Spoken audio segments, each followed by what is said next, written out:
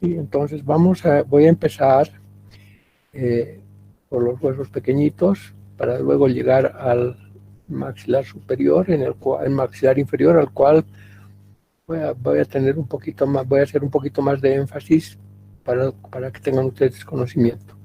Sí, entonces soy el doctor Natalio Chávez, ¿sí? Docente de la facultad, saben ya, he sido el docente que les ha dictado temas generalidades y ahora me ha tocado abordar el tema de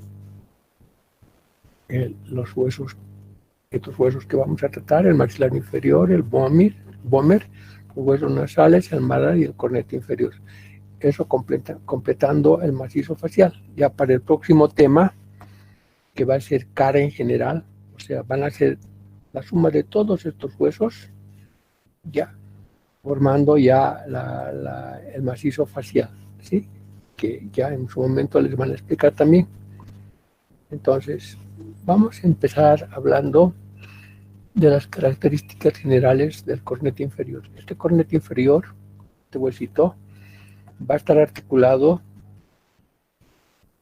en maxilar, en el maxilar superior, en la cara interna del maxilar superior y en la cara interna del palatino. ¿Sí? Entonces, va a ser un hueso que no va a pertenecer a los huesos etmoidales. Este es un hueso libre, ya les decía, articulado por su borde superior a la pared externa de las fosas nasales. Entonces, decir de este hueso que es una lámina plana, incurvada sobre sí misma, ¿ya? Y por su borde superior va a estar en relación con la cara interna del esto del maxilar superior y del palatino, ¿sí? Entonces, va a presentar, siendo plana, va a presentar dos caras, una cara que va a ser la cara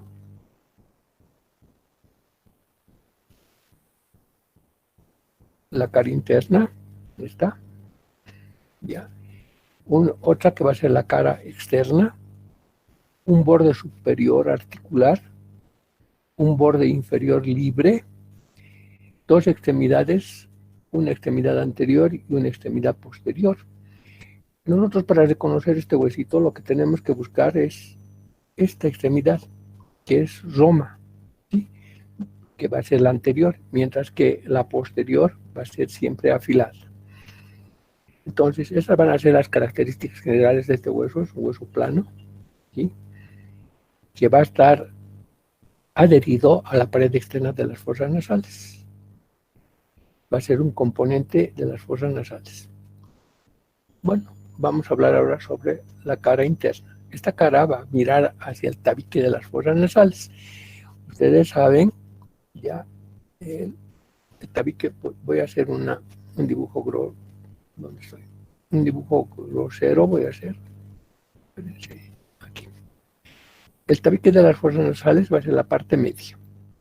Entonces, el cornete inferior va a estar en esta posición, ¿sí? Aquí, ¿sí? Entonces, su cara interna está, la que les estoy mostrando, está la cara interna, ya va a estar en relación con el tabique de las fosas nasales. Esta estructura, por ejemplo, en su momento va a dividir a las fosas nasales, y posteriormente vamos a ver en una zona olfatoria y en una zona respiratoria. Bueno, pero eso ahorita no nos interesa. Lo que nos interesa es conocer esta cara, que es la cara interna. Esta cara interna ya va a presentar una convexidad. Aquí están viendo, es convexa, ¿sí? Es dibujado así. Es una cara convexa, ¿sí? De arriba hacia abajo, ¿ya? En la cual va a presentar, para reconocer a esta estructura, va a presentar una cresta, esta cresta antero-posterior, ¿sí? Rugosa, que va a dividir esta cara en dos, una superficie superior plana y la otra inferior rugosa, y que no tiene muchas características. Esta cresta va a ser la parte más saliente de esto, la que va a dividir, ya les decía, la que va a dividir a las fosas nasales en las dos porciones. O sea, esto va a formar con el tabique de las fosas nasales un espacio que se va a llamar hendidura olfatoria, y va a dividir en una parte olfatoria y en una parte hendidura nasal, en una parte olfatoria y en una parte respiratoria, ¿sí? Entonces, esta cresta tiene esa característica, ¿sí?, de dividir. Ya una vez que el hueso esté articulado, va a dividir en esto, pero ahorita lo estamos viendo solamente en la presencia en la cara interna. Luego vamos a tener la cara externa. La cara externa, si la otra es convexa, esta va a ser cóncava, ¿sí? Y esa concavidad va a estar en relación con la pared externa, ya, o sea, y aquí está la pared externa, aquí está el tabique, y la concha está así. Entonces, esta va a ser la cara interna, la cara externa, mejor dicho, la cara externa. Y esta cara externa con esta pared va a formar un espacio, como en los cornetes hemoidales habíamos indicado, que va a formar un espacio. Este espacio se va a denominar meato inferior.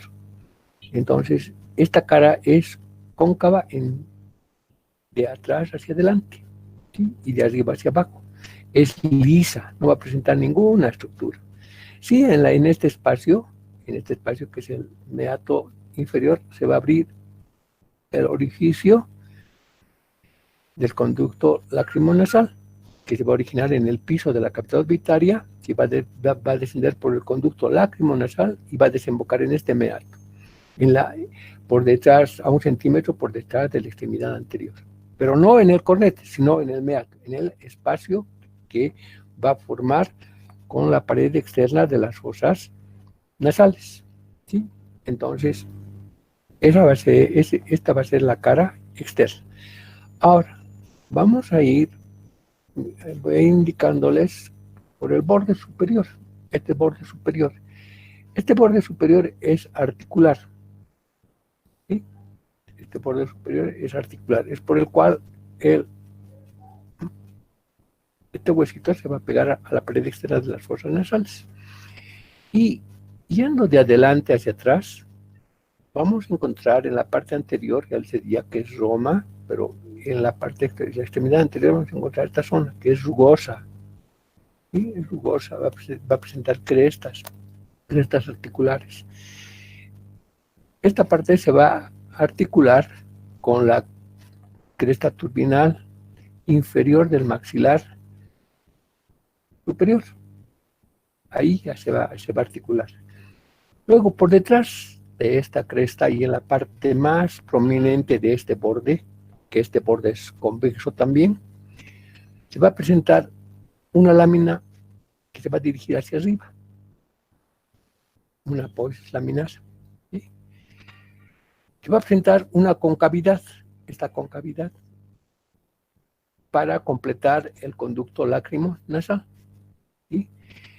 Y va a ir al encuentro ya del borde inferior del unguis, y a los lados, aquí, se va a articular a los labios que presenta el canal lagrimal del maxilar superior. Entonces, complementando ya no un canal, sino el conducto lacrimo-nasal, que ahí les he indicado. Luego, por detrás de esto vamos a encontrar esta lámina, que es triangular, ¿sí? Esta lámina triangular va a estar adherido ya por el borde superior al hueso, al mismo hueso. Sí, va a presentar una cara superior plana y una cara inferior también plana. Un borde anterior, un borde posterior, un vértice y una base. ¿Qué características va a tener esto? Que esta lámina triangular va a obliterar al orificio del seno maxilar, así. va a obliterar, ¿sí? Lo va a tapar, ¿sí? En toda la anchura del orificio. Entonces va a ser una estructura que en su momento ya nos puede servir como referencia para el abordaje del seno maxilar. Entonces, esta es la apófisis maxilar. Ahora, el borde anterior de esta apófisis,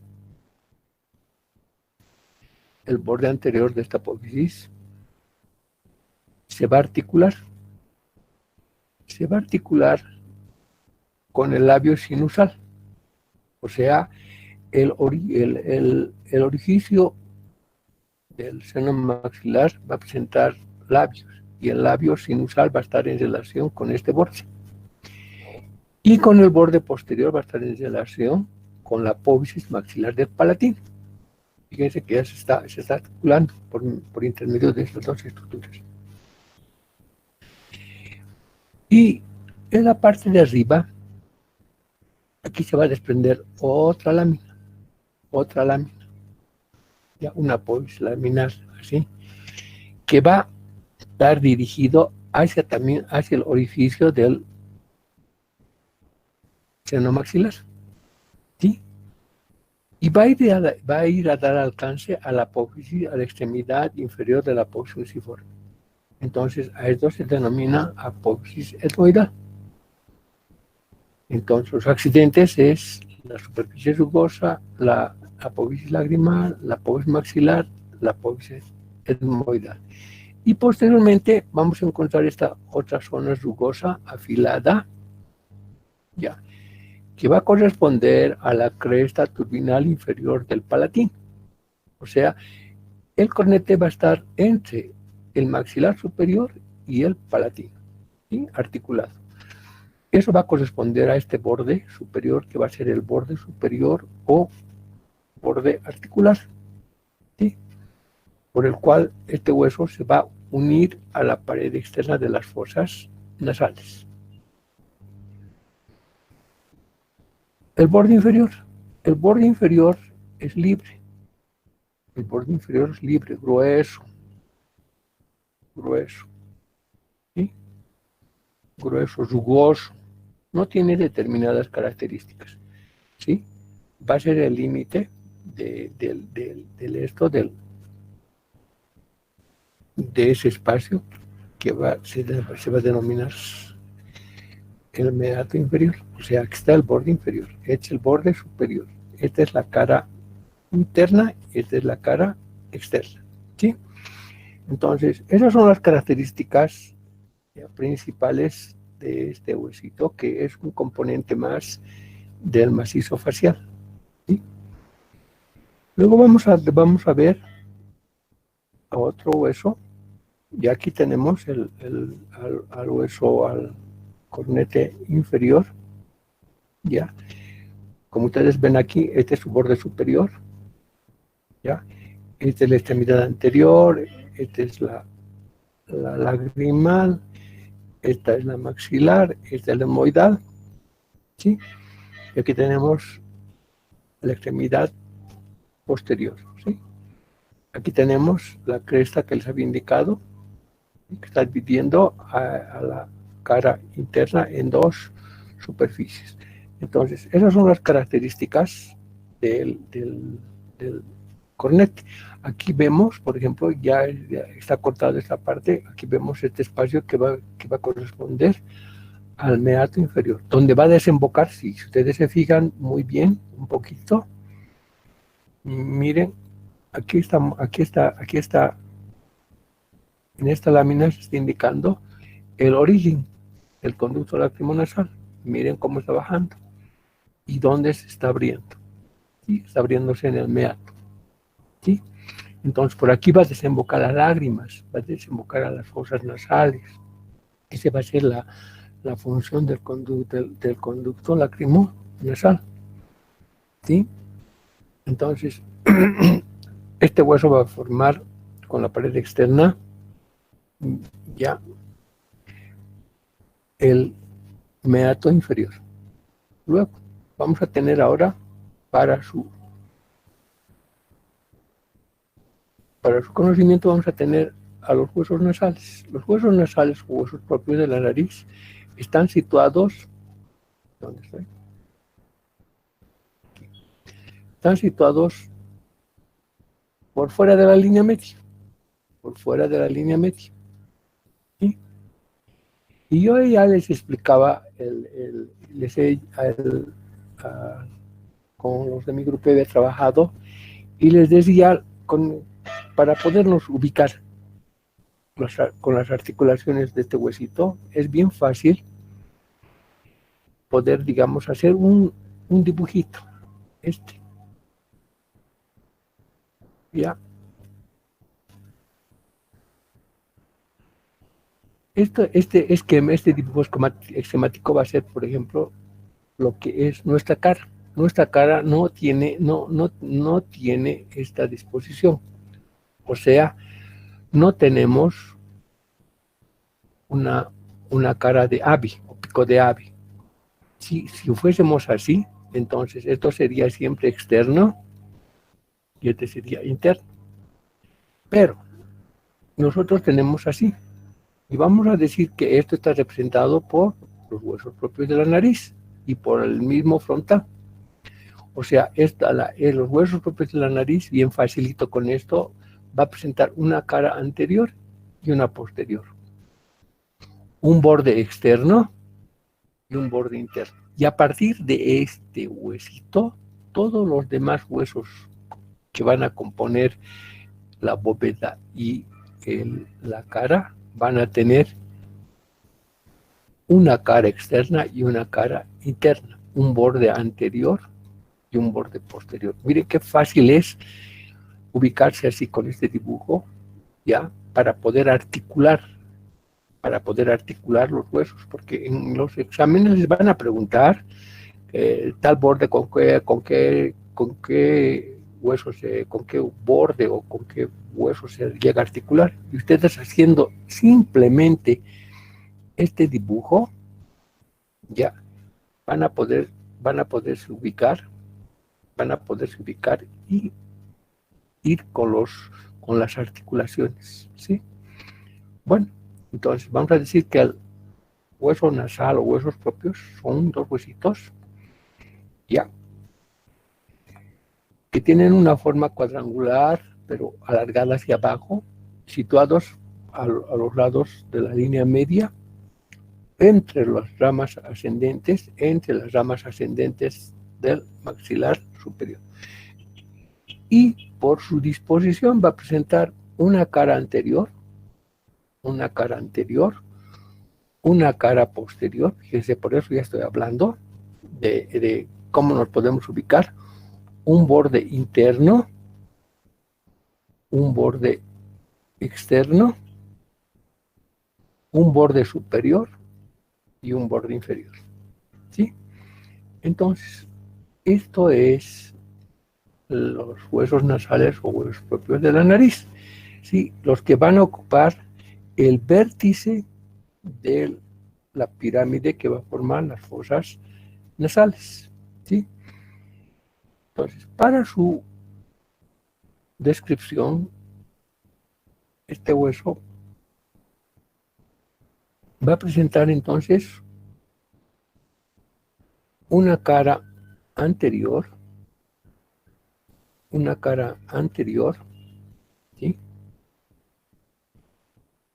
Una cara anterior, ¿sí? Que aquí tenemos, aquí está articulado, una cara anterior, una cara posterior, que los vamos a ver dentro de un ratito, un borde superior, un borde inferior, un borde interno y un borde externo. Mire qué facilito es ubicarse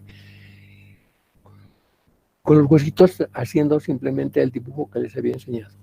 La cara anterior. La cara anterior va a presentar en la parte superior una parte convexa. Esto. ¿Sí? Transversalmente. Y hacia abajo va a presentar una concavidad para que en la extremidad inferior vaya a presentar también otra convexidad, ¿sí? Entonces, no es plana a plano, tiene sus curvas. Aquí va a ser convexa, aquí cóncava y aquí convexa, ¿sí? La cara anterior. ¿Qué nos va a llamar la atención? Aquí lo que vamos a tener que aprender va a ser ya que esta cara, en la parte media, se va a encontrar un orificio. Se va a encontrar un orificio. Y este orificio va a dar lugar a que por dentro de este huesito penetre un nervio, que va a ser el nervio nasolobar. Este nervio nasolobar va a recorrer la cara posterior y va a emerger por el borde inferior y va a dar inervación al lóbulo de la nariz. Ya, por eso se llama nervio nasolobar, ¿sí? Entonces, en la cara anterior vamos a encontrar el orificio, ¿sí? En la cara posterior, ¿qué vamos a encontrar? Vamos a encontrar el mismo orificio, ¿sí? Pero el orificio posterior, ¿sí? Seguido de este canal. Este canal se va a llamar canal etmoidal, ¿sí? Que en la extremidad inferior se va a abrir y va a dar lugar al nervio nasolobar para que el nervio nasolobar se haga, digamos, superficial.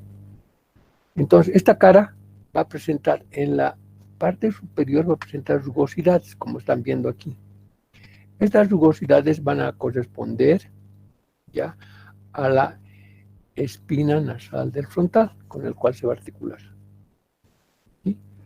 Luego, en la parte media, ya les decía aquí, se va a encontrar el agujero etmoidal, o el agujero del conducto nasolobar, para que, siguiendo el trayecto hacia abajo, ya, en este canal, el nervio va a recorrer y va a ser el nervio nasolobar. La demás superficie de la cara posterior va a ser cóncava, ¿sí? Cóncava y en algún lugar convexa también, pero ya va a ser lisa. No va a presentar muchos accidentes más que los que les estoy mencionando, ¿sí? Entonces eso va a ser la cara posterior. La cara, mejor dicho ahora, los bordes. Los bordes va a ser borde superior, dentado, ¿sí? Dentado se va a articular con la parte interna de la escotadura nasal del frontal. Sí, la escotadura nasal del frontal va a tener una forma de B, ¿verdad? Así abierta hacia abajo. Y la parte interna va a corresponder a la articulación de los huesos nasales. La parte externa va a corresponder al borde superior de la rama ascendente. Entonces ese es el borde superior. El borde interno, este es el borde interno. Y este borde interno va a presentar rugosidades, dentellones muy tenues, y va a formar una articulación que nosotros ya hemos mencionado, que es la armónica, ¿sí? Que es una variedad de las sin fibrosis, que es caracterizado porque sus dientes no son bien pronunciados, ¿sí? Entonces, el borde interno va a presentar este tipo de articulación. El borde externo, abierto un poco hacia abajo, ¿ya? Y un poco hacia atrás, lo que para poder reconocer siempre vamos a buscar esta ala, se podría decir, ¿ya? Y decir, este es el lado derecho o este es el lado izquierdo. Entonces, este borde externo, ¿con qué se va a articular? Con el borde anterior, aquí hemos dicho, el borde anterior de la rama ascendente, porque la rama ascendente va a presentar una cara externa y una cara interna. Entonces, lo que va a corresponder va a ser, la articulación va a ser con el borde anterior de la rama ascendente. El borde inferior, escotado, ya, En la extremidad inferior va a presentar esta escotadura, la escotadura nasolobar aquí, ¿sí? Y va a tener relación con el cartílago lateral de las fosas nasales. ¿Sí? Aquí se va a continuar el cartílago lateral. Entonces, esos son los bordes de este huesito que tiene una forma ya cuadrangular, pero alargado de arriba hacia abajo. Entonces, ya les indicaba, ya sus características de este hueso es de que va a presentar 4 bordes, ya, una cara anterior, una cara posterior. ¿Sí? Ahora seguimos con, aquí tienen la porción de los huesos nasales. Fíjense que está ocupando el vértice de esta pirámide, ¿sí? Que está la base y es el vértice.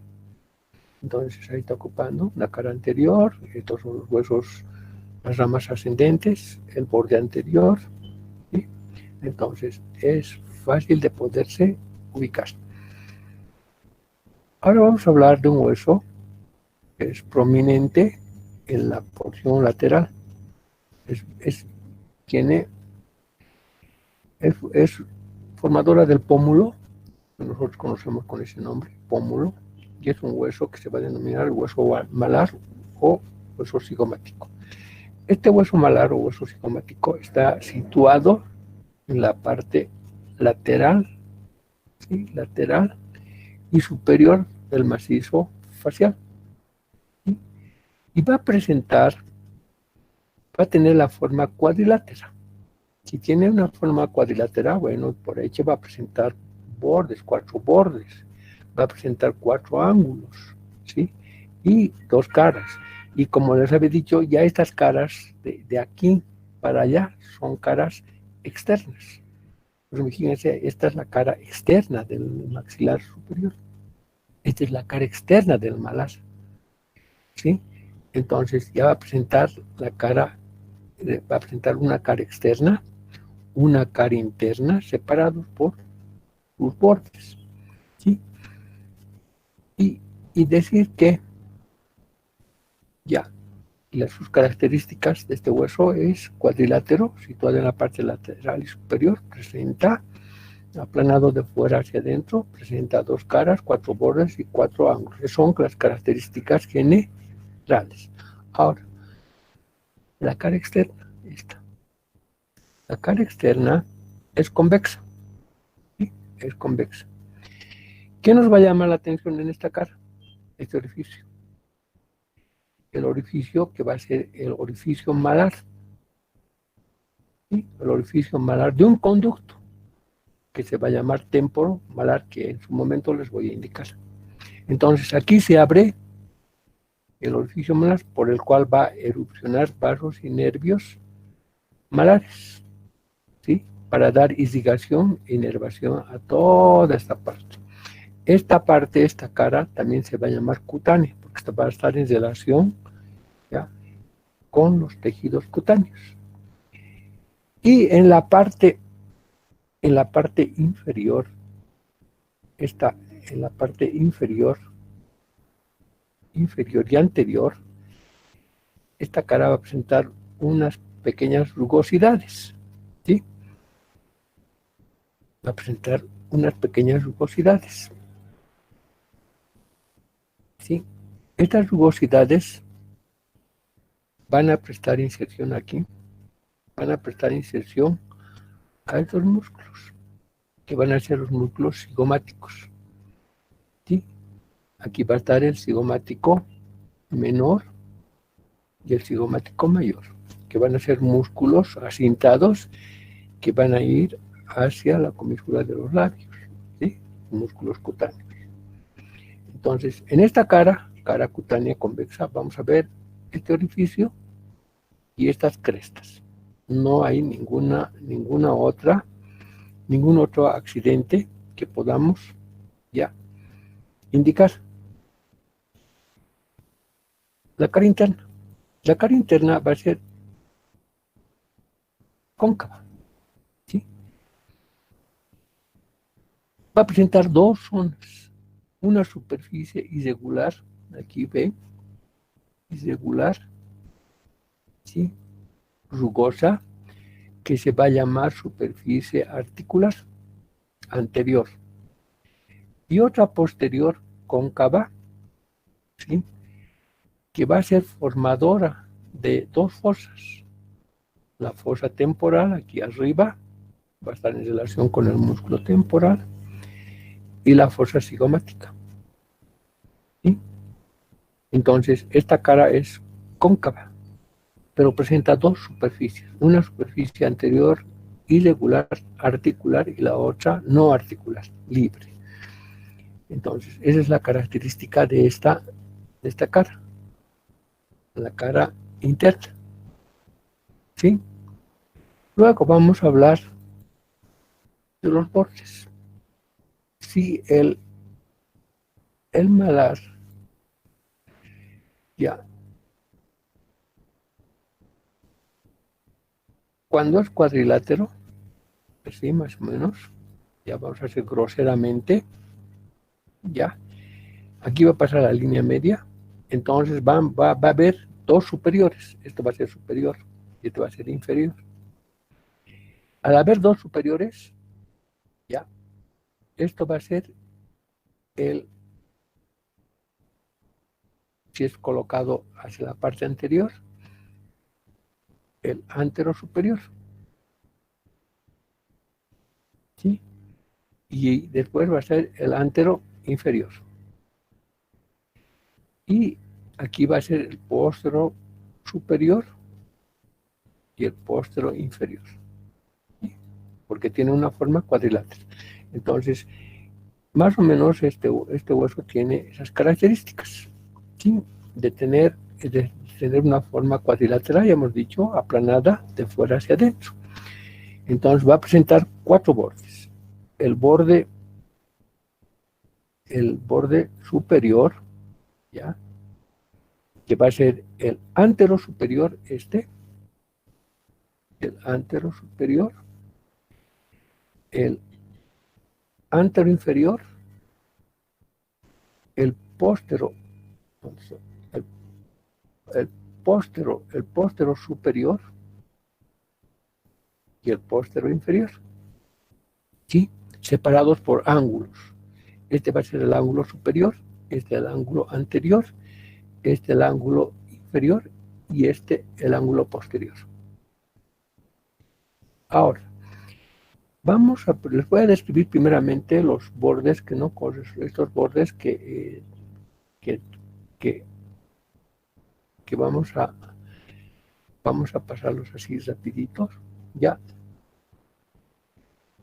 El borde anterosuperior va a constituir parte del reborde de la cavidad orbital, la parte externa y una parte inferior. Sí. Entonces va a ser componente del reborde orbitario. ¿Sí? De este borde va a partir una lámina que ya posteriormente, dentro de un rato, les voy a explicar que va a ser la apófisis orbitaria. El borde antero inferior va a estar en relación con el vértice de la apófisis truncada de la apófisis piramidal. Sí, por eso se va a llamar borde maxilar. Este es el borde orbitario. El borde inferior, sí, va a corresponder a un músculo. Que va a ver aquí va a haber crestas musculares. Va a corresponder a un músculo. Y el músculo va a ser el músculo massetero. Por eso lleva este nombre de borde masseterino o borde póstero inferior. El póstero superior, va a ser en forma de una S itálica, como ustedes ven, ¿sí? Va a tener, llamado también borde temporal, porque va a dar inserción a la aponeurosis temporal. Y aquí vamos a ver, cuidado que es alguna vez preguntas de examen, vamos a tener una apófisis, ¿sí? Que se va a llamar la apófisis marginal. que ahorita les voy a indicar. ¿Ya? El ángulo superior se va a articular con la apófisis orbitaria externa. Por eso también se llama esto apófisis frontal. El ángulo anterior y el ángulo inferior van a corresponder a los ángulos anterior e inferior de la apófisis piramidal. Y el ángulo posterior, ya cortado en bisel, irregular, va a corresponder a la apófisis cigomática, a la extremidad anterior de la apófisis cigomática.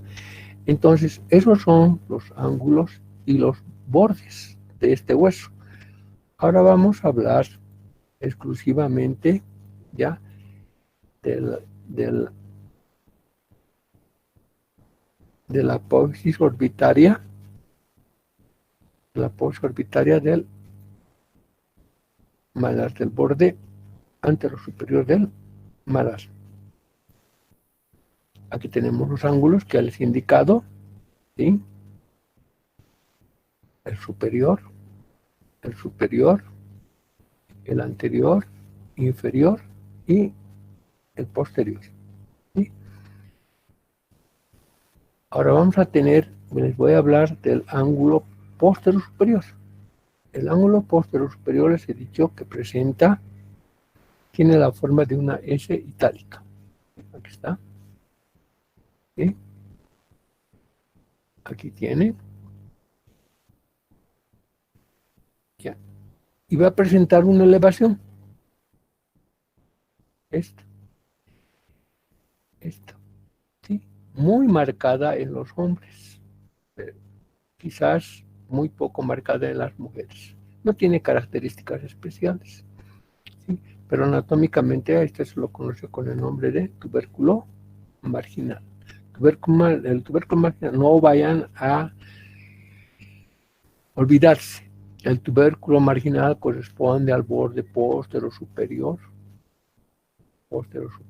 o temporal del músculo del hueso cigomático. ¿Sí? No se vayan a olvidar.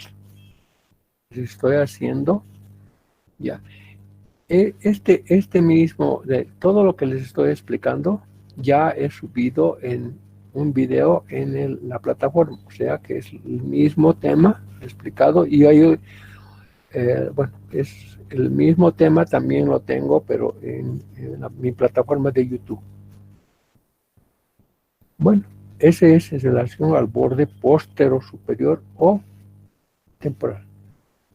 Ahora vamos a ir a les voy a hablar de la apófisis de dicho orbitario. Esto, la apófisis orbitaria del borde antero superior. Del borde antero superior se va a emitir una prolongación posterior, ¿sí? hacia atrás, hacia adentro, ¿ya? Que va a tener una forma cuadrilátera, ¿sí? Cuadrilátera. Va a presentar, ojo, esta es la cara interna. ¿Ya? O sea, la cara interna va a corresponder al piso de la cavidad orbitaria. Y la cara externa que está, ¿ya? Va a corresponder a la fosa. ¿Sí? Entonces presenta una cara interna, una cara externa, un borde posterior. ¿Sí? La cara interna. En la cara interna, ¿de qué vamos a hablar? Vamos a hablar, en la cara interna vamos a hablar de un orificio. El origen de va a ver la presencia de un orificio. Ese orificio va a corresponder aquí al orificio temporomalar. Aquí se va a originar el orificio temporomalar. O sea, aquí va a penetrar los nervios temporomalares. ¿Sí? Y se van a dirigir uno así a la cara malar y el otro sí a la cara temporal. Por eso se llama temporomalar. Algunas veces estos dos conductos tienen una forma de Y a un comienzo así, después se van a desprender. Pero algunas veces este conducto presenta dos orificios. independientes, uno para el temporal y otro para el malar, pero muy pocas veces. Las más de las veces va a formar este conducto que va a estar en la pared, en la cara interna, mejor dicho, la cara interna de la cavidad orbitaria de la pared. Ahí hablamos de la pared inferior y pared externa de la cavidad orbitaria. ¿Sí? Entonces, eso va a representar ya al orificio del conducto temporal. El borde posterior, articular, se va a articular de arriba hacia abajo, ya de arriba hacia abajo se va a articular, de arriba hacia abajo se va a articular con el frontal, con las alas mayores del esfenoides y con el maxilar superior. Pero aquí entre el maxilar superior y el ala mayor del esfenoides va a haber un espacio que va a ser libre, así, que va a corresponder al, ahorita voy a tratar de hacerles un dibujito así. El piso de la cavidad orbitaria.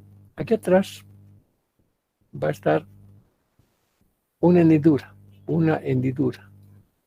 que se va a llamar esfenomaxilar, por el cual el nervio maxilar superior va a llegar aquí y después va a dar origen al canal infraorbitario. ¿Sí? Entonces, en esta hendidura, que es libre, va a estar representado por la extremidad anterior de esta hendidura, que es la hendidura esfenomaxilar. Es una parte del borde posterior de la apófisis orbitaria del malar, va a ser libre, ¿sí? Va a corresponder a la hendidura esfenomaxilar. ¿Sí? Luego vamos a tener al conducto temporomalar que les había indicado. Este conducto se va a originar aquí ¿ven? En el piso, en la cara interna de esta apófisis, se va a dirigir hacia aquí y se va a dirigir hacia allá. ¿Sí? Va a tener la forma de Y. Algunas veces sí va a formar dos conductos. Uno que va a ser para el malar y otro que va a ser para el temporal. Pero muy pocas veces. Las más de las veces este conducto tiene este tipo de formación. Sí, entonces el conducto temporomalar es un conducto que está dentro del hueso, ya, en el tejido esponjoso. Eso en relación al malar.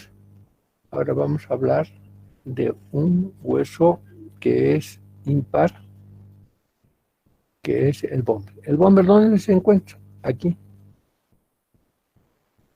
en la parte media de las fosas nasales. Separando, va a formar la parte ósea, esta es la parte ósea del tabique de las fosas nasales, o sea, la pared interna de las fosas nasales.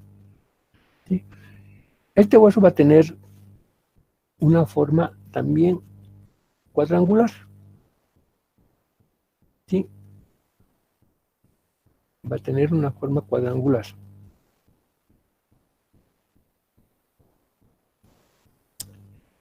Va a tener una forma cuadrangular. ¿Sí? Va a presentar un borde superior, un borde anterior, un borde inferior y un borde posterior. ¿Sí? Sus caras van a ser planas. Sus caras van a ser planas.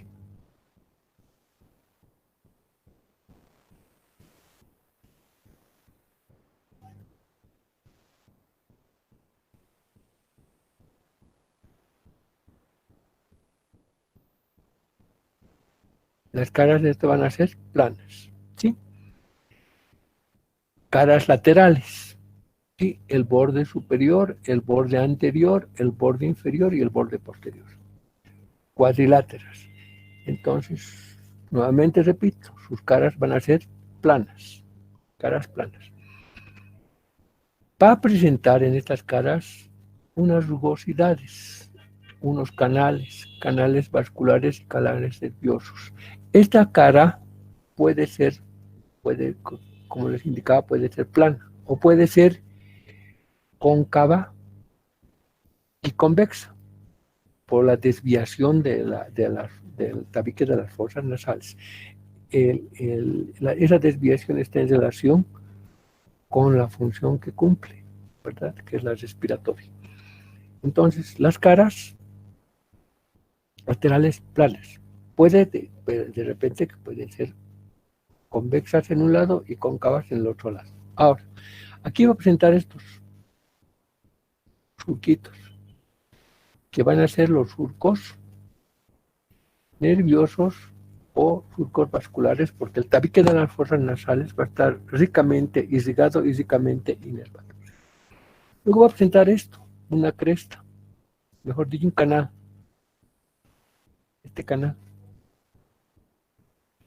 Este canal que va a venir de arriba hacia abajo, ¿sí? Y va a seguir casi el trayecto del borde anterior.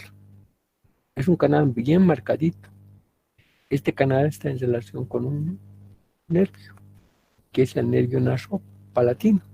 Este nasopalatino va a emerger por el conducto palatino anterior o nasopalatino, ¿sí? Entonces, la característica de estas caras laterales que va a presentar este surco. Este surco va a ser el surco nasopalatino. Entonces, en las caras laterales va a tener esa característica, ¿sí?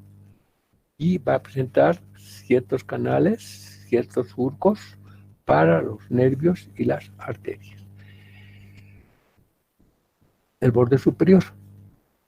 El borde superior del pómer sí presenta características especiales. Y dentro de esas características especiales vamos a indicar de que el borde superior emite unas prolongaciones hacia los lados. Estas prolongaciones se van a llamar alas del pómer.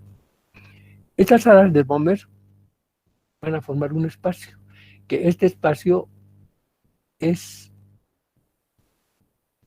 se incrusta ya la cresta esfenoidal inferior ya del cuerpo del esfenoides.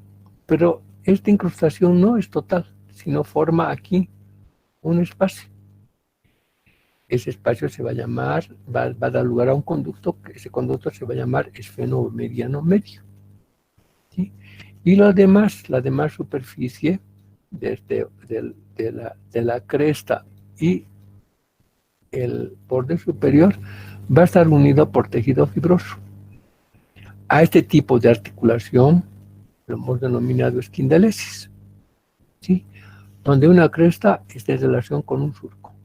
La esquindalesis es una variedad de la sinfibrosis. Entonces, aquí tenemos ya el ejemplo de la esquindalesis en el borde superior del borde. El borde, aquí vamos a ver, vamos a seguir hablando del borde superior, ¿sí? El borde superior va a emitir hacia los lados, el borde va a emitir unas prolongaciones, ¿sí? Las prolongaciones de las alas del pómer. Estas prolongaciones se van a dirigir hacia afuera, buscando, aquí está, ¿sí? Buscando ya la apófisis vaginal. Aquí se va a encontrar la apófisis vaginal de la apófisis pterigoides, ¿sí? Y el cuerpo del esfenoides. Y aquí van a formar una fisura. Y esa fisura va a estar completada por la prolongación de las alas. Y se va a convertir esto en un conducto. El conducto esfenobomeriano lateral. Entonces, aquí tenemos el medio y aquí tenemos el lateral. Es que el vértice de estas alas se va a ir a buscar a esa fisura, que esta fisura va a estar formada por la apófisis vaginal y el cuerpo del esfenoides, ¿sí? Y va a completar y va a formar un conducto. Y ese conducto se va a llamar esfenobohemeriano lateral, o sea, en la parte aquí, ¿sí? Y aquí está el esfenobohemeriano medio. Esa es la característica del, esta es la característica del, de las alas y del borde superior del borde. El borde posterior. El borde posterior va a formar lo que se conoce con el nombre de retroventanas. ¿Sí? Va a ser el tabique que va a dividir a este orificio, se llama retroventanas o coanas, que es la comunicación de las fosas nasales con la faringe. ¿Sí? Entonces, el borde posterior del vómer va a formar la parte media, o sea, el tabique. Este borde va a ser grueso, ya, por arriba, delgado, ya yendo, se va a adelgazar hacia abajo y se va a dirigir de arriba hacia abajo. O sea, el borde posterior del vómer es libre, no es articular. ¿Sí? Y va a formar el tabique de las retroventanas o coanas. El borde anterior y el borde inferior. El borde anterior también va a presentar dos prolongaciones, dos láminas, ¿sí? Y esas láminas van a estar en las láminas, ya no van a ser tan pronunciadas como el borde superior, ya van a estar engarzadas, ya el borde posterior inferior de la lámina perpendicular del etmoides y el borde posterior del cartílago del tabique. ¿Sí? Entonces, ahí se va a meter, en ese canalito se va a meter la lámina perpendicular y el cartílago del tabique. El borde inferior también va a presentar así un tipo de láminas abiertas y que va a dar lugar, va a estar articulado en la parte posterior con la cresta, ojo, con la cresta nasal del palatino y por delante con la cresta nasal del maxilar. Les he dicho que las crestas, el hueso maxilar va a presentar una elevación. Esta elevación se va a llamar arista, pero cuando se articula con la del lado opuesto, esto ya se llama cresta. Cuando es una sola se llama arista. Cuando se articula ya se llama cresta. O sea, esta es la cresta nasal del palatino y la cresta nasal del maxilar superior. Ahora, la extremidad anterior está fuertemente escotada. Aquí ven, ¿sí? Está fuertemente escotada. ¿Sí? Y esta escotadura va a estar en relación, aquí ven, fuertemente escotada. Y esta escotadura va a estar en relación con el borde posterior de esto, que se llama cresta incisiva. O sea, a esta escotadura se va a llamar escotadura incisiva del vómer. Entonces, va a corresponder al borde posterior de la cresta incisiva. O sea, lo que quiero decirles, por ejemplo, aquí está. ¿Sí? Esta cresta que está sumamente escotada aquí. Y que va a corresponder, es la escotadura incisiva, y va a corresponder aquí, va a corresponder a la cresta incisiva del maxilar superior. Entonces, esas son las características de este hueso, ya que va a ser un componente del tabique de las fosas nasales. ¿Sí? Ahora vamos a hablar de un hueso que sí nos interesa conocer y que va a ser el hueso mandibular o maxilar inferior. Este hueso va a ser nuestro campo de acción junto con estos huesos que son los maxilares. Aquí es donde vamos nosotros a trabajar toda nuestra vida y tenemos que tratar de conocer a esta estructura en sus mejores condiciones y decir que este hueso tiene una característica especial, ¿sí? Una característica muy especial, ¿sí? Va a tener tejido compacto. Este tejido compacto ya va a ser sumamente duro, ebúrneo, grueso, ¿sí?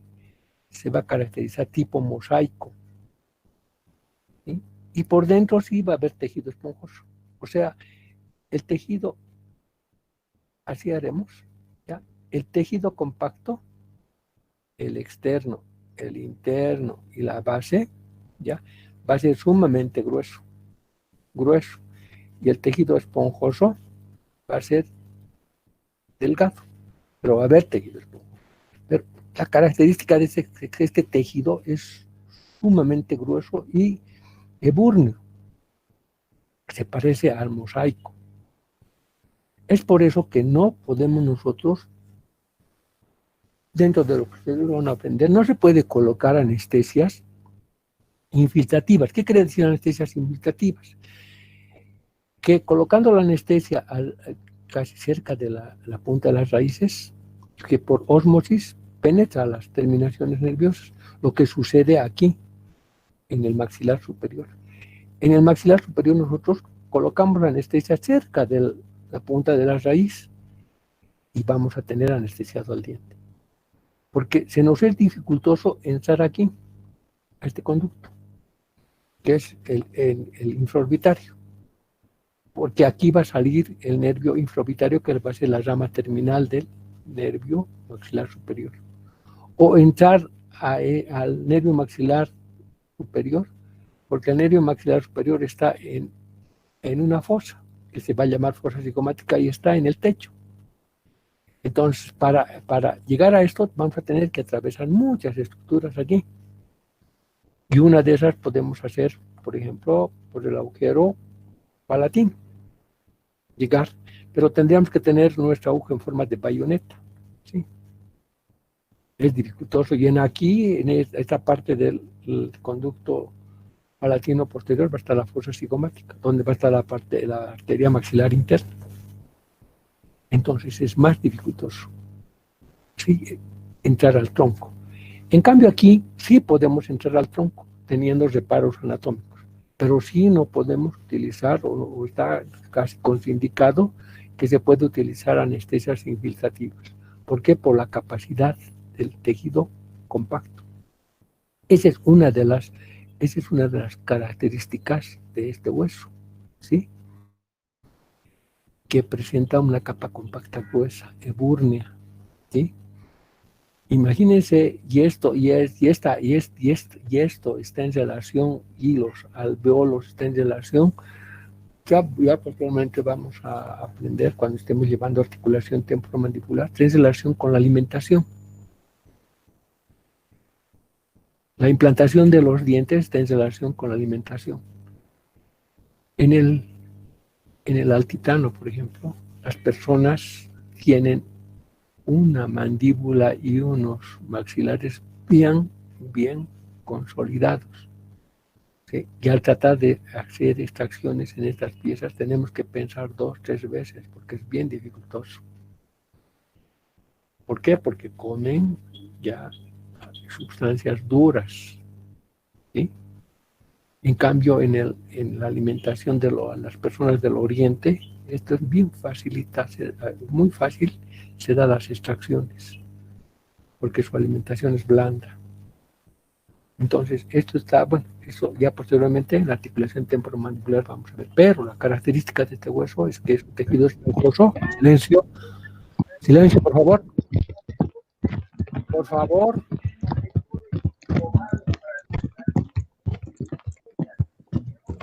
Jóvenes, si no guardan el micrófono, no lo apagan, voy a acabar el tema y lo voy a dejar así. Por favor.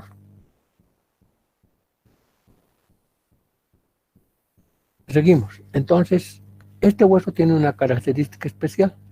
Aparte de lo que les he explicado, tiene otras características especiales. Tiene una articulación, ¿ya? Un tipo de articulación que va a hacer que este hueso se mueva uniformemente, al unísono, ¿sí? Teniendo dos articulaciones, una derecha y otra izquierda, pero se mueve uniformemente al unísono. No tenemos, como sucede en las articulaciones del hombro y de la cadera, por ejemplo, que tenemos dos articulaciones que esta se pueda mover, el lado derecho se pueda mover y no el izquierdo. Eso se tiene que mover uniformemente. Entonces, eso gracias a la articulación que tiene este hueso. Bueno, esas son casi características especiales, ¿sí? Entonces, dentro de eso vamos a mencionar ya que este hueso está situado en la parte inferior del macizo facial. Es el único hueso móvil, se podría decir, del macizo facial, ¿sí? Presenta un cuerpo y del cuerpo, de las extremidades posteriores, se va a desprender las ramas ascendentes que son verticales, ¿sí? El cuerpo. Aquí vamos a tener, esto les quiero mostrar que este hueso proviene de un cartílago que es el cartílago de Meckel. Este cartílago de Meckel va a dar lugar a esta eminencia. En un tiempo, estos huesos son huesos libres, o sea, que están unidos solamente por el cartílago. Y fíjense aquí cómo están estos huesitos, están ocupados, forman estos espacios aquí. Entonces, estos huesos tienen características muy especiales que en Rubier no nos indican, ¿sí? En Rubier no nos indican porque ya les decía, Rubier tiene el enfoque médico, ¿sí? Y nosotros y ustedes van a ser odontólogos. Entonces tenemos que conocer las características estas. Fíjense aquí en este maxilar, por ejemplo, aquí tenemos elevaciones. Y estos son ya las formaciones, son los botones dentarios, ¿sí? Igual en la parte superior. Bueno, decir entonces, fíjense, esta parte mandibular, lo que quiero que aquí aprendamos un poquitito es que no tienen las estructuras que vamos a marcar en el hueso que ya a continuación vamos a ver, son de una anatomía humana normal, de un adulto, de un hombre de complexión atlética, como lo que hemos visto en la parte de generalidades, que no tiene ninguna alteración. Pero este hueso, en su desarrollo, va a presentar estas características, ¿sí? Fíjense el cóndilo, ya, los apocoronoides, fíjense cómo está la mandíbula casi aplanada, y conforme va creciendo la persona, entonces estas apófisis, estas prominencias se van haciéndose mucho más pronunciadas. Y esto ya es en la persona adulta, que tiene lo que vamos a describir ahora. Pero ustedes tienen que conocer este tipo de mandíbulas porque van a tratar en lo que va a ser la cátedra de odontopediatría, ¿verdad? El orificio del dentario inferior no está en el mismo lugar que en el adulto, está mucho más bajo, fíjense, mucho más bajo. Y las demás estructuras difieren. Esto tienen un ángulo bien abierto, y aquí está el ángulo casi cerrado. ¿Sí? Entonces, lo que tienen que tener en cuenta es de que no solamente con lo que vamos a aprender o con lo que vamos a tratar de aprender, ya hemos acabado nuestra historia, ¿no? Nuestra historia recién empieza. Recién empieza para que ustedes hagan investigación y vayan buscando este tipo de mandíbulas y el maxilares superiores y a qué características tienen. Pero nosotros solamente tocamos como anatomía humana normal y de un biotipo de un hombre sin problemas, ¿verdad? Pero ya es lo que ustedes tienen que hacer en su formación. Y decir, esta cara, este hueso, mejor dicho, va a presentar una cara anterior convexa, ¿sí? Convexa. Una cara posterior cóncava. Esto va a ser el cuerpo, ¿sí? De las extremidades posteriores del cuerpo se van a elevar unas láminas que van a ser las apófisis, las ramas laterales del maxilar inferior, ¿sí? Las apófisis, las apófisis. Entonces, este cuerpo va a presentar la cara anterior convexa. En la parte superior vamos a encontrar estas eminencias, que van a ser eminencias ya alveolares, que no van a tener determinadas características, ¿sí? Un borde superior alveolar, un borde inferior grueso, ya también denominado base.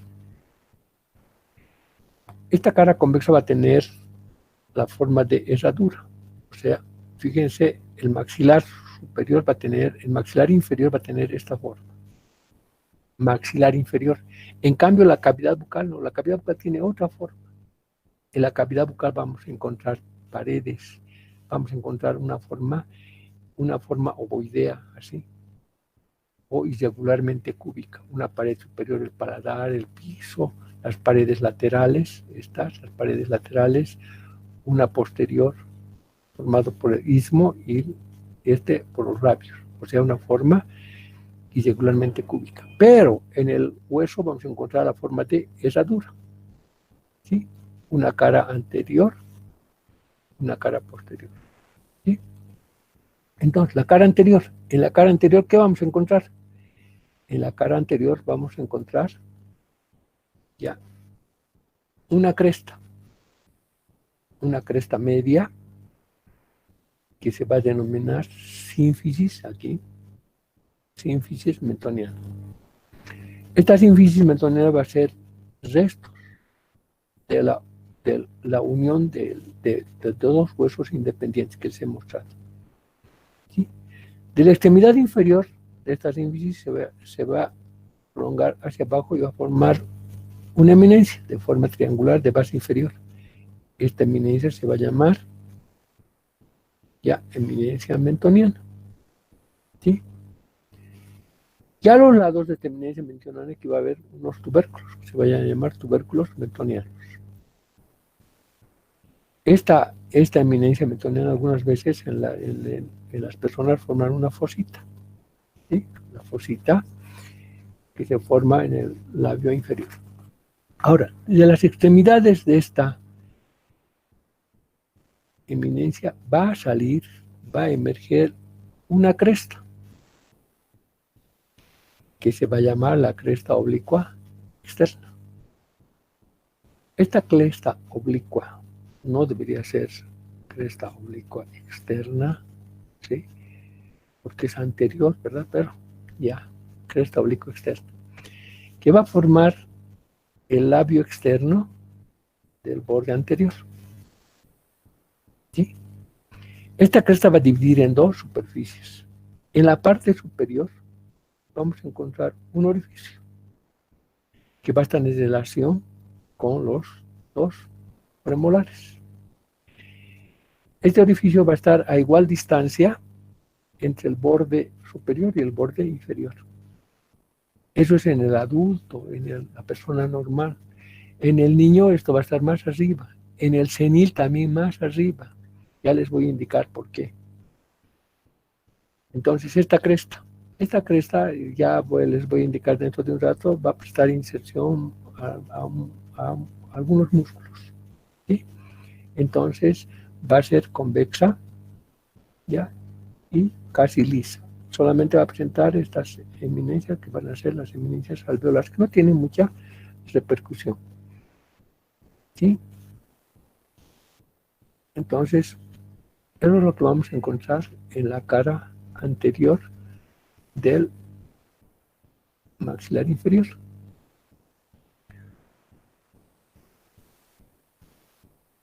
Aquí tenemos el borde superior, el borde inferior libre. La cara posterior. Cara posterior es cóncava. ¿Sí? Cóncava. Y va a presentar en la parte inferior y posterior unas espinas que se van a llamar el número de 4, 2 superiores, 2 inferiores, 2 derechas, 2 izquierdas, que se van a llamar las apofis Jeni o espinas mentonianas. Estas apofis Jeni, las superiores, van a dar inserción a un músculo que se va a llamar el genio gloso, porque está viniendo hacia la lengua, el genio gloso. Y el genio oideo, porque está viniendo hacia el hueso ioides. De estas espinas van a dar inserción a esos dos músculos, ¿verdad? Luego de la extremidad de estas fosas, de estas espinas, va a emerger otra línea. Igual su nombre tampoco es correspondiente, que es la línea oblicua interna. Aquí, que va a formar el labio interno de la rama ascendente. ¿Sí? Esta línea no debería ser línea oblicua interna, no debería ser línea oblicua posterior, pero le han puesto el nombre de línea oblicua interna, también conocido con el nombre de línea milo-ioidea, porque va a prestar inserción al músculo milo-ioideo. El músculo milo-ioideo va a ser un músculo que va a separar ya la cavidad bucal de la región suprayoidea. Bueno, esta línea va a dividir a esta cara en dos partes, una superior y otra inferior. La cara superior ancha por delante y se va a ir estrechando hacia la parte posterior. Aquí en la parte de adelante vamos a encontrar una fosa que va a corresponder a la cara externa de la glándula sublingual. ¿Sí? O sea, va a ser la fosita sublingual. ¿Sí? La porción interna, la porción inferior, mejor dicho, la porción inferior va a ser estrecha por delante y más ancha por detrás. Y en la parte media también va a haber otra fosa, una depresión, que se va a llamar fosa submandibular o fosa para la glándula submaxilar. ¿Sí? Esta va a corresponder a la glándula submaxilar, va a tener esta forma. ¿Sí? Y esta fosa va a corresponder a la parte supero externa, porque la parte supero interna va a estar en relación con la aponeurosis. O sea, esto va a corresponder a la cara supero externa de la glándula submaxilar. Se va a presentar esa fosa. ¿Ya? Luego no va a haber características muy especiales en esta parte. Vamos a encontrar un surco recorriendo que va a venir del orificio del agujero dentario inferior, este surco, que se va a llamar el surco milo-ioideo. Por este surco milo-ioideo va a caminar el nervio y la arteria milo-ioidea, que va a ser, el nervio va a ser rama del nervio maxilar inferior, ¿sí? O dentario inferior, mejor dicho, dentario inferior, que es el maxilar inferior, sí, evidentemente, pero del dentario inferior, ¿sí? Que va a ser rama. Ahora, fíjense esto que les estoy mostrando al lado, ¿ya? Que es una mandíbula de una persona senil, ¿sí? Desdentada. Esto, nosotros hemos llamado a esto borde alveolar, ¿verdad? Porque está presente en los alveolos. Aquí ya en una persona dentada ya no es borde alveolar, o desdentada, mejor dicho. Ya no es borde alveolar. Se llama borde residual o reborde alveolar. ¿Qué quiere decir? Tanto en el superior como en el inferior. Entonces, muchas veces en cirugía se presentan, o en prótesis se presentan personas así desdentadas. Y este borde es agudo, peludo, ¿sí? Y la persona viene y dice, yo quiero una plaquita. Pero si ustedes toman las impresiones con este borde, ¿sí? Van a tener muchos problemas. Entonces, lo mandan a cirugía y en cirugía les dicen, bueno, vamos a regularizar este borde. ¿Ya? Entonces, abren, colocan las anestesias, abren y le cortan el filo, el borde filudo de esto.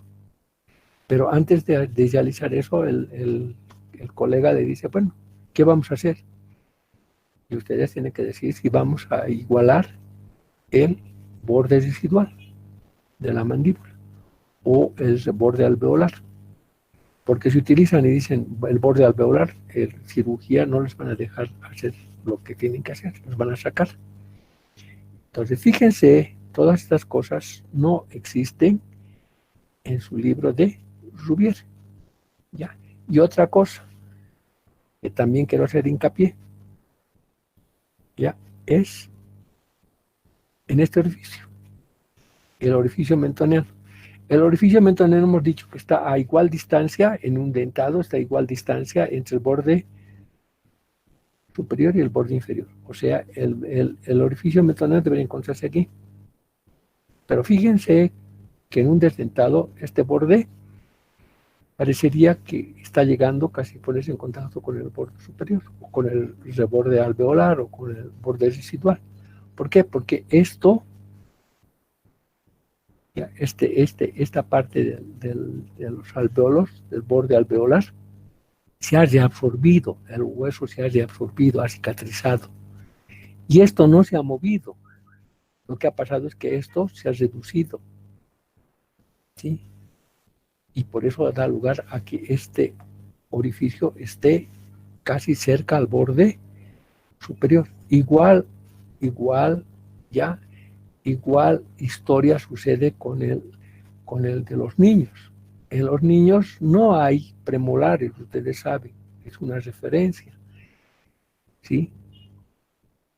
Tampoco hay los 3 centímetros.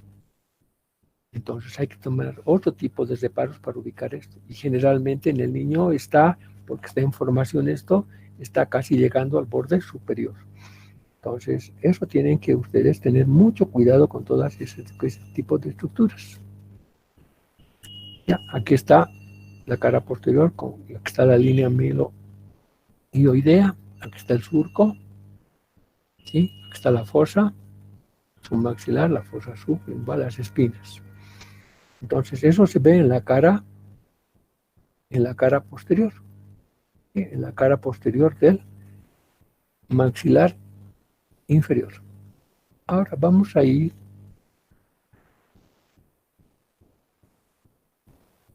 aquí están las espinas, este es el vientre anterior del digástrico. Aquí está el miloioideo, está en la línea miloioidea, ¿sí? Los bordes del cuerpo.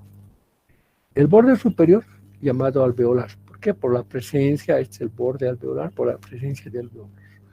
El borde inferior también se llama base, y es grueso, ¿sí?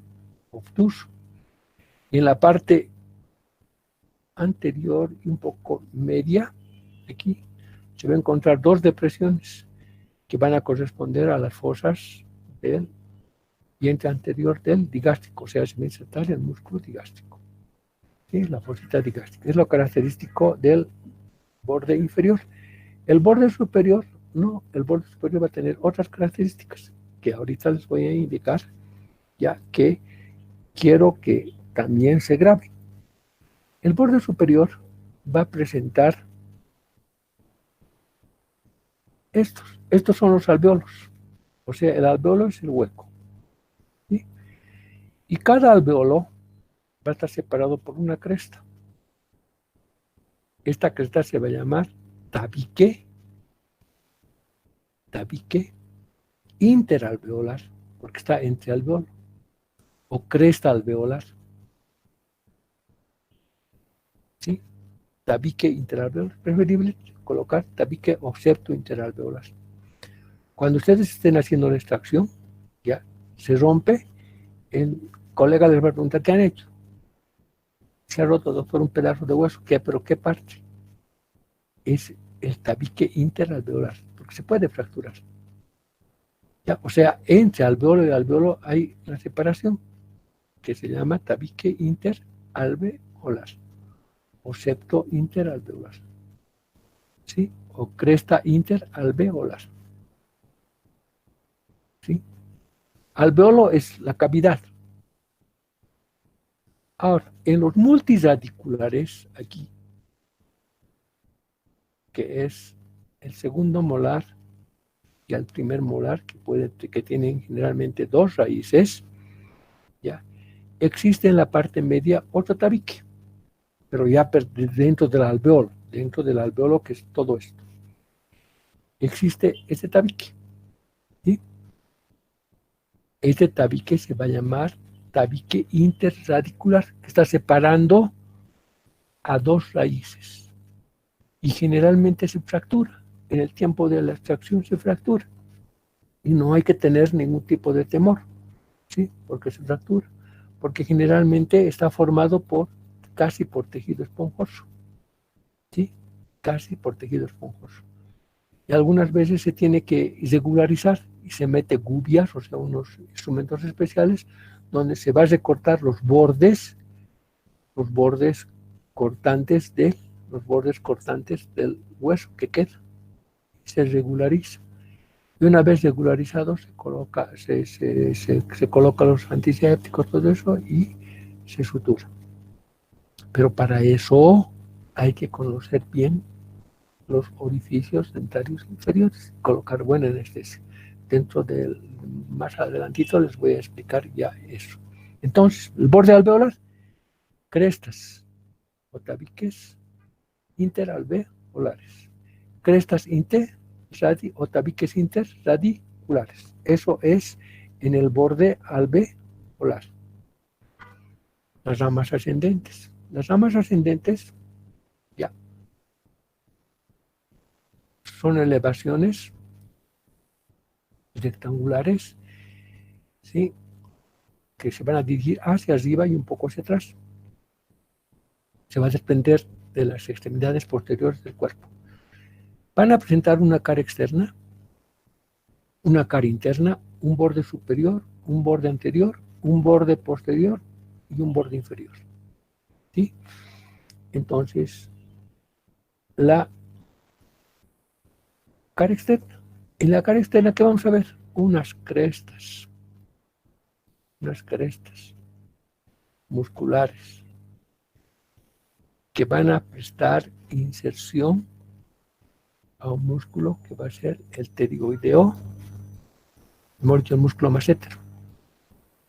El músculo massétero. Está viniendo del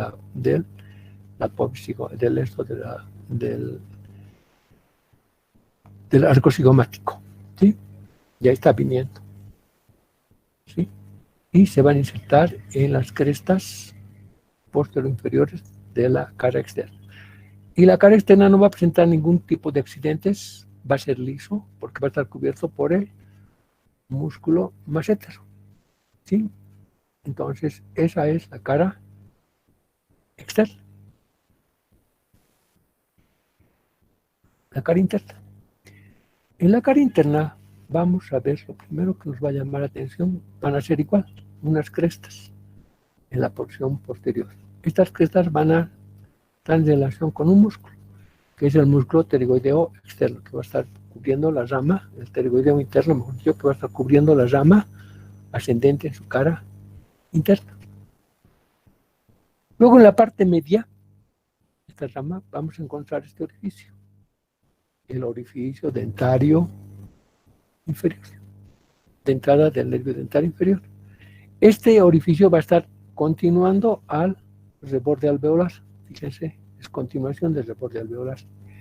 Y también se lo puede ubicar de una línea, eso por anatomía de superficie, donde estoy, del trago, aquí es la mandíbula, de la rama ascendente, aquí está el músculo massetero, y en el ángulo anteroinferior del massetero, mejor sí del massetero, vamos a encontrar, vamos a unir con una línea, y en la parte media se va a encontrar este orificio. Eso es por anatomía de superficie, ¿ya? Pero les voy a indicar otros reparos anatómicos para poder ubicar esto. Entonces, ¿dónde se encuentra el orificio dental inferior? En la parte media del cuerpo, de la cara interna de la rama ascendente, ¿sí?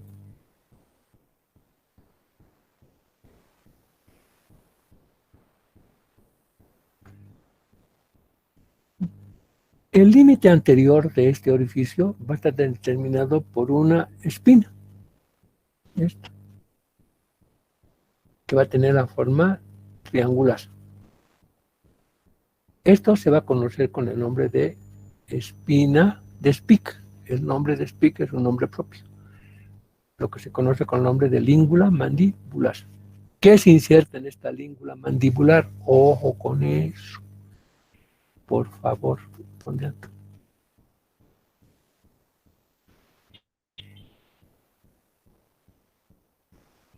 El ligamento esfenomandibular, ¿sí? Ahí se inserta eso, ¿sí? En la espina de Spick o língula mandibular. Por detrás también vamos a tener el límite que va a estar formado por otra espinita, que se va a llamar antilíngula. Y en esta antilíngula no se inserta nada, no tiene inserción, solamente en la espina de Spick o língula mandibular, que es el límite del orificio dentario inferior. ¿Sí? Son límites. Por debajo del borde inferior, por debajo, vamos a encontrar el origen de un surco.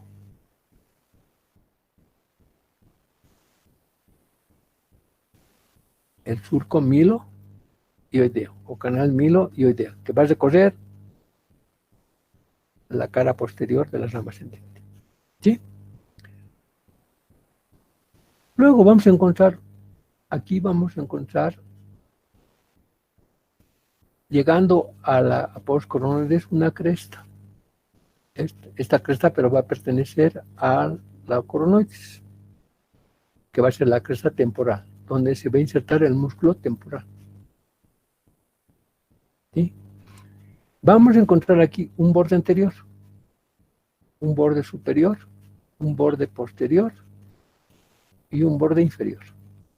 Entonces, esos son los accidentes de la rama ascendente en su cara interna. ¿Sí? Tenemos aquí lo que les he indicado, ¿ya? El orificio, la língula, la antilíngula, el surco, la cresta temporal, ¿sí? Los bordes, el borde anterior, el borde superior, el borde posterior, el borde inferior, ¿sí? Ahora, vamos a ir poco, silencio, silencio por favor. Silencio por favor. Silencio por favor. Aquí les voy a mostrar las inserciones que tienen el maxilar, las inserciones musculares que presenta el maxilar inferior. Este es en la cara posterior y en la rama, en la cara interna de la rama. Aquí tenemos el músculo milo-hioideo, en la línea milo-hioidea. Aquí tenemos el genio-closo, el genio-hioideo. Aquí el digástrico. Aquí vamos a tener al buccinador, ¿sí? El buccinador que se va a extender aquí en forma de U y en un ligamento que se va a llamar buccinado faríngeo. El músculo temporal, que se inserta en la postcoronoides. El pterigoideo externo se va a insertar en el cóndilo, ¿sí? Y el pterigoideo interno. Eso es esta es la cara interna y esta es la cara posterior de la mandíbula. Son los músculos que se van a insertar por la cara anterior y por la cara externa. Por la cara anterior vamos a encontrar aquí el buccinador, ¿sí? El buccinador. Aquí vamos a encontrar los músculos triangulares, al borde inferior los músculos platisma mioides, al cuadrado del mentón, al triangular, a los músculos mentales. Y en la parte externa, la cara externa de las ramas ascendentes, vamos a encontrar al músculo massetero y a los músculos temporales. Esos son los músculos que se insertan en la mandíbula. Ahora, los bordes. Los bordes, hemos dicho, el borde superior, borde anterior, borde posterior y borde inferior. Esos son los bordes de la rama ascendente. El borde anterior. El borde anterior está formado por dos labios. Por dos labios. Prolongación del labio de la línea oblicuo interna y prolongación de la línea oblicuo externa. Estos dos labios van a formar un surco profundo, ancho y profundo por abajo que por arriba. Y en la parte media, aquí inferior, vamos a encontrar una cresta que se va a dirigir hacia afuera, que va a ser la cresta buccinatriz. Esta cresta buccinatriz va a dar inserción al músculo buccinador y a un ligamento que se va a llamar ligamento pterigomaxilar o buccinato faríngeo. ¿Sí? Este labio ya va a ser muy importante, este borde, el labio externo, porque nos va a servir dentro de lo que tenemos que conocer para colocar anestesia, que dentro ya una vez cubierto por mucosa, se toca este labio, por fuera se puede tocar este labio, y aquí está, les he dicho, el ligamento. Ese ligamento va a venir así, ¿sí? Más este borde van a formar el triángulo. Este triángulo se va a llamar triángulo retromolar. En la parte media, aquí, vamos a colocar nuestra aguja y vamos a llegar a este orificio. Entonces, usa un reparo anatómico importante. Este labio es bien importante. Este labio no, porque está cubierto por el pterigoideo interno. ¿Sí? Entonces, el labio externo es muy importante para nuestra profesión, para colocar anestesias al nervio dentario inferior. Ese es el labio, el borde anterior. El borde posterior, o borde parotidio también se llama, tiene la forma de una S itálica, y es grueso por arriba, delgado por abajo, y se va a continuar con el borde inferior de la rama, y este borde inferior de la rama se va a continuar con el borde inferior del cuerpo.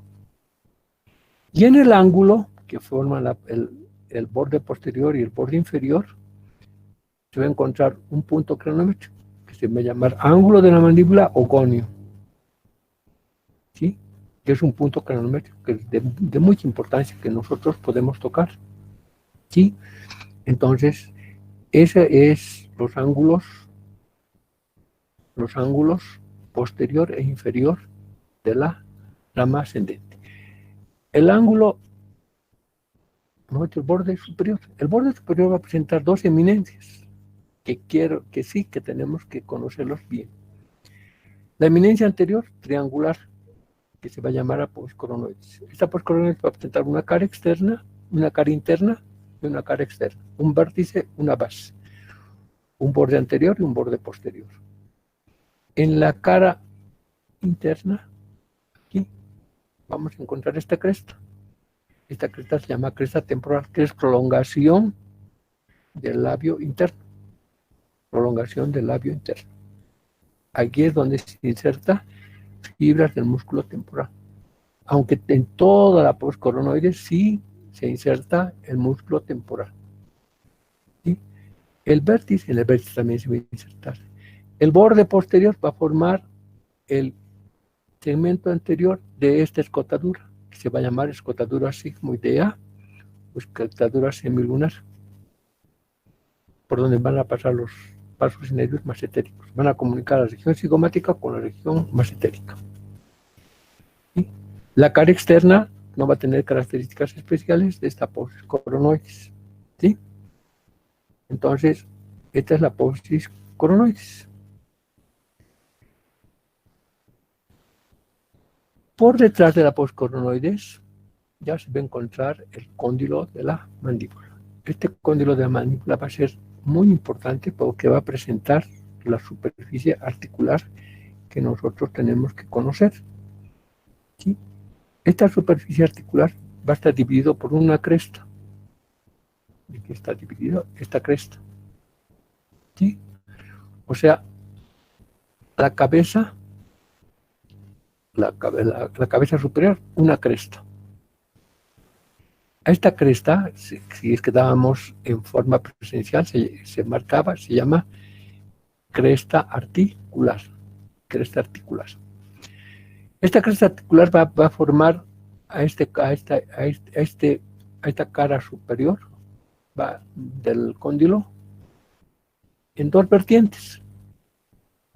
Una vertiente anterior y una vertiente posterior. Y esta es la cresta. La vertiente anterior y la cresta son las articulares, no la vertiente posterior, no esto. ¿Sí? Eso también es considerado como esta cara superior es considerado como un techo de dos aguas. Se dice un techo de dos aguas. Cuando ustedes dibujan una casita, es el techo de dos aguas. ¿Sí? Entonces, esa forma es oblongada, ovoidea, con la extremidad gruesa hacia adentro y hacia atrás. La extremidad interna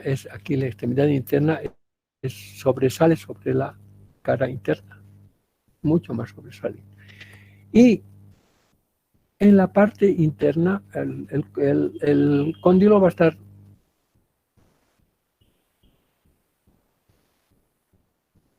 a tener una porción delgada que se va a llamar cuello del cóndilo, que va a estar comunicado con la rama ascendente.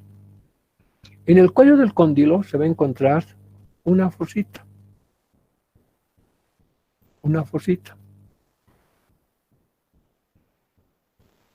Esta fosita se llama fosita pterigoidea. ¿Sí? Se llama fosita pterigoidea. Se llama fosita pterigoidea.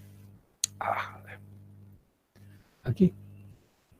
Esta fosita pterigoidea va a prestar inserción a un músculo, al músculo pterigoideo externo. El pterigoideo externo se va a insertar en esta fosa y en el menisco. ¿Sí? Y va a estar limitado por una cresta. Esta cresta se va a prolongar hasta la espina de Spica, pero en la parte de arriba va a ser un relieve. ¿Sí? Esta cresta se va a llamar pilar interno del cóndilo, que va a estar en el cuello. ¿Sí? En el cuello del cóndilo. Entonces, esas son las características del cóndilo de la mandíbula.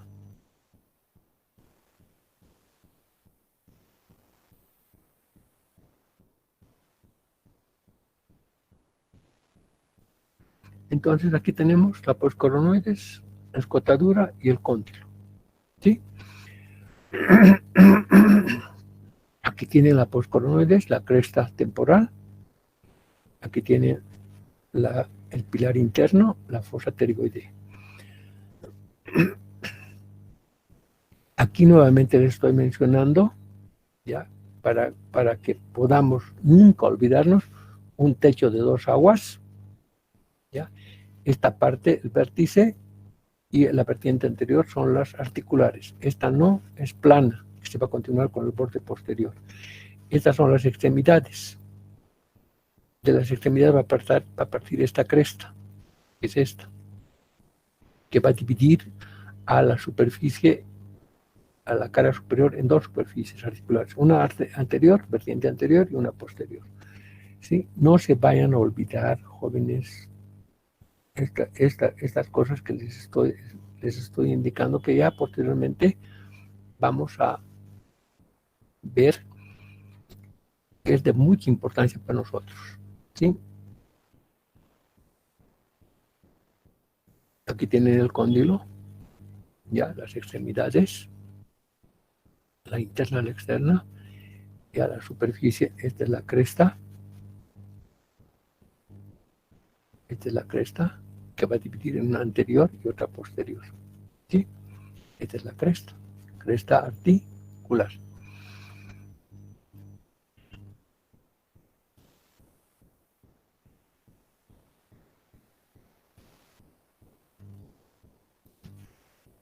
Aquí igual, aquí está la fosa pterigoidea, aquí está el pterigoideo externo, está insertándose en el cuello y en el menisco. Y eso para que tengan conocimiento. Aquí está la cresta, está más prolongada esta extremidad interna, la extremidad externa. ¿Sí? Interna y externa. Esta es la cresta, que va a dividir en una zona anterior y una zona posterior casi plana. Igual aquí está la cresta. ¿Sí? Entonces, fíjense que todo esto les estoy haciendo porque tenemos que tener mucho, mucho cuidado con este huesito, que en este hueso es donde tenemos que trabajar. ¿Sí? El conducto dentario inferior. El conducto dentario inferior puede ser único, ¿sí? O puede tener otro tipo de dislaceraciones, o sea, de presencia. Pero esto es casi no es común, ¿ya? Solamente un conducto, ¿sí? Pero en su trayecto, este conductor va a describir una curva de concavidad superior anterior, se va a dirigir hacia adelante y va a emerger por el conducto mentoniano, ¿sí? Por el conducto mentoniano. Pero generalmente a veces se encuentra en algunos huesos, se puede encontrar dos orificios. ¿Qué quiere decir esto? De que algunas veces el nervio dentario inferior, que tiene una rama, antes de entrar al orificio, que está el orificio, se divide en dos ramas. Una que va a entrar al orificio y la otra que va a corresponder a esta rama. Una de estas ramas es la dentaria, que va a ir a los dientes, y la otra es la mentoniana, ¿ya? De un mismo nervio.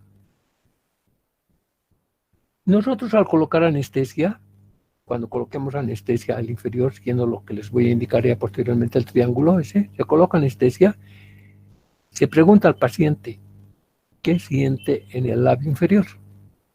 Porque si hemos colocado una buena anestesia, si el nervio es único, va a salir por aquí y se va a continuar así. Entonces, de hecho, va a estar este labio inferior va a estar adormecido. Y la persona dice, siento que está duro, siento que está frío y siento muchas cosas, alteración. Entonces, podemos decir que nosotros hemos hecho una buena anestesia. Pero algunas veces, ya, dice el paciente, sí, siento aquí, doctor, que están caminando hormiguitas, qué sé yo. Entonces, se procede a hacer ya la desvidación del diente para hacer la extracción y el paciente siente. Entonces, ustedes tienen que pensar que puede existir doble conducto, doble nervio. Uno que sea el mentoniano y el otro que sea el dentario, como aquí se ven los orificios, ¿verdad? Entonces, tiene mucha importancia conocer este tipo de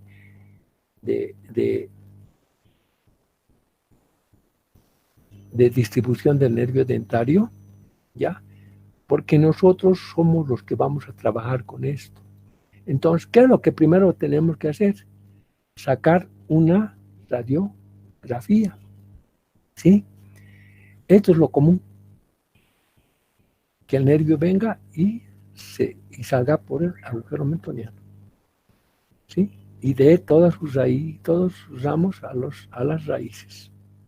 Este es el nervio miloioideo, que no tiene que ver nada con el nervio dentario inferior, digamos, aquí es lo común, ¿sí? Lo común.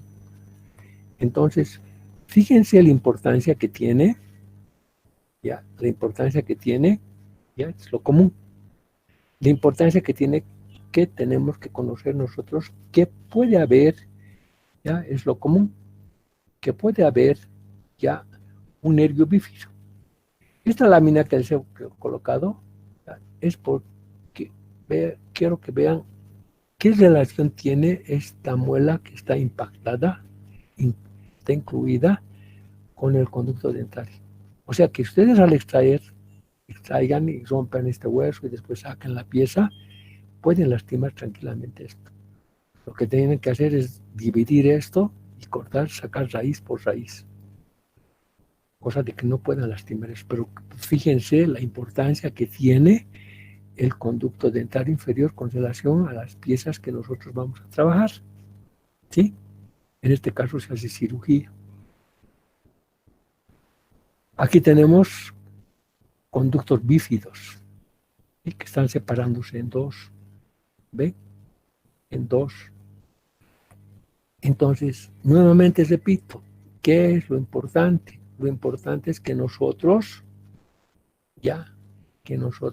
aquí la relación que tiene, fíjense, que tengamos que hacer, que tengamos que sacar radiografías, ¿sí? Y ahora es mucho más fácil porque hay en la facultad de las tomografías, hay conductos, fíjense, dos conductos, ¿sí?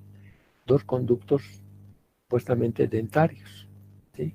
Uno va a ser la relación de una mandíbula de niño que están erupcionando. Miren la relación que tiene. Es muy, muy importante que ustedes conozcan todo este tipo de cosas. Esto no vamos a encontrar en Rubier, ¿sí? La bifurcación del conducto dentario inferior. ¿Sí?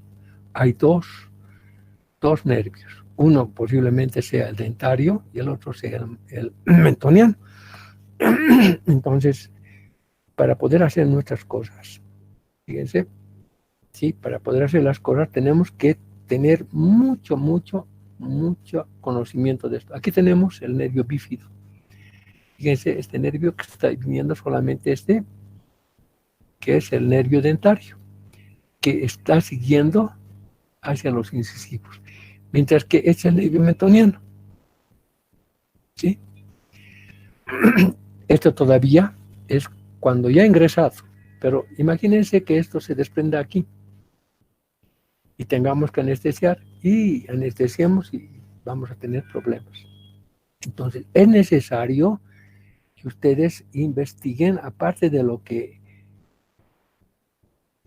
están conociendo, es necesario que ustedes investiguen porque este hueso va a ser en el que van a trabajar ustedes toda su vida. Para eso se están formando, ¿sí?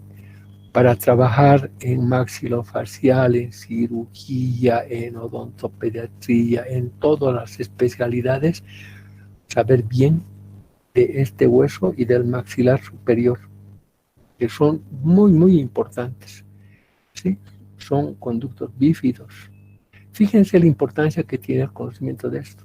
Aquí está un implante, pero está alterando al nervio. Y de aquí a esto, para aquí adelante, se va a producir, la persona va a tener una parestesia, o sea, una anestesia unilateral, que puede durar días, meses, qué sé yo, hasta que esto se solucione. ¿Verdad? Y si esto está lastimado, entonces es mucho peor.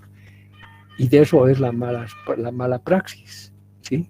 Ahí ya viene la mala praxis, que dicen, ya, esto les he puesto aquí, el reborde alveolar, se llama reborde residual, borde residual o reborde alveolar, igual en el maxilar superior, ¿sí? No solamente es el maxilar inferior. Y fíjense, el agujero mentoniano ya no está en la línea media, ya no está en en la parte intermedia del borde, está más hacia arriba. Entonces, todo eso ustedes tienen que conocer, no solamente en la parte de anatomía humana normal, que es lo que deberíamos, o lo que estamos partiendo, ¿verdad? Sino conocer ya posteriormente en todos sus demás detalles, ¿sí? Fíjense, esto ya se llama reborde alveolar, reborde o borde residual, que no es lo mismo que borde alveolar. Aquí tenemos técnicas de anestesia. ¿Ya? Aquí les indicaba, les indicaba que aquí se va a formar un triángulo. Aquí se va a formar el triángulo. Este es el labio externo y este es el ligamento pterigomandibular. Y en la parte media, ya por encima del colocar el dedo gordo del molar, el dedo gordo de la mano, ya, y se coloca la anestesia. Y nunca van a fallar. Esa anestesia es la que les puede dar el éxito en toda su carrera profesional, ¿sí? Haciendo una buena anestesia. Porque meterse a hacer anestesia general es problemático. Aquí ven el triángulo, el ligamento pterigomandibular, ¿sí? Y el borde. Aquí tenemos igual. Tiene que venir siempre de los premolares, tocando el labio externo. Aquí está tocando el labio externo, ¿verdad? Es bien importante tocar el labio externo, ¿sí? Y la anestesia siempre tiene que ir del lado de los premolares, no una anestesia como esta. Aquí se anestesiaría al pterigoideo interno, ¿sí? Esto es lo correcto. Ya, esa es la anestesia que debemos tratar de practicar, esta, ¿sí? Aquí está el ligamento, aquí está el labio externo y en la parte media, ¿sí? Entonces, es de vital importancia, nuevamente repito, el conocer los accidentes anatómicos del... Miren, está tocando el labio externo, está tocando el labio externo. Y este es el ligamento. Y en la parte media es donde se va a colocar la anestesia. Aquí se va a funcionar, ¿sí? Fíjense, está funcionando. Y viniendo de aquí, de los premolares. Y tiene que venir así. Porque aquí está el ligamento y está la parte media. Entonces, nuevamente repito, ya tiene vital importancia el conocer los accidentes anatómicos, ya que nos va a servir, fíjense, que nos va a servir para nuestra vida profesional. Ahora, en la mandíbula de los niños y algunas veces de los adultos se va a encontrar otro conducto, ¿sí? Debajo del conducto dentario, del conducto dentario anterior, este conducto, que es el conducto de Serres. Serres seguramente ha sido el autor que lo ha descubierto. Este conducto es enteramente vascular. Aquí está, miren, vascular, está solamente recorrido por vasos, no tiene nervios. ¿Sí? Y en el adulto puede existir ya obliterado, o sea, puede existir solamente los orificios. Y el orificio de Serres que pueden encontrar en cualquier mandíbula, ¿sí? Generalmente se encuentra en la parte posterior del agujero dentario inferior, la parte posterior. Y en la parte anterior va a estar por delante del agujero mento-miano.